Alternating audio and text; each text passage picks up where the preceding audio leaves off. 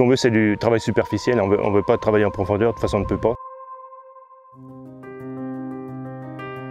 Je m'appelle Jean-Marc Hugo, nous sommes en Haute-Marne, à la région Grand Est, dans un petit village à Gé-sur-Aujon. L'exploitation compte 700 hectares avec une dominante céréale, un assolement un peu classique de la région.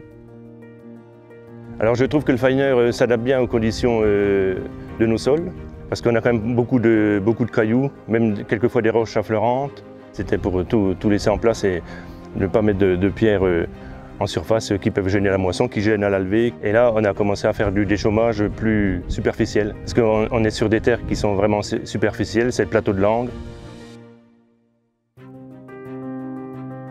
Le Finer nous convient bien parce qu'on est sur une dent vibrante qui porte bien son nom, donc elle vibre. Ce qu'on veut, c'est que tout soit bouleversé.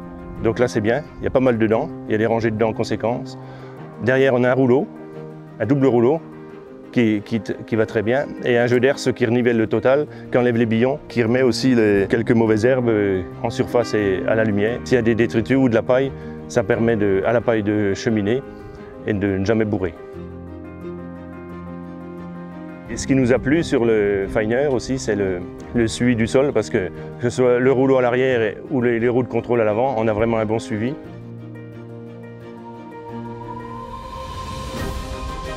On s'aperçoit que l'outil est bien abouti. On l'a essayé même dans du colza fauché sans broyer des tiges, avec des tiges assez hautes. Il n'y a pas de problème de bourrage. Là, on voit que c'est résistant. Et pour nos terres, nous qui ne sont pas dures, c'est un bon appareil pour déchaumer.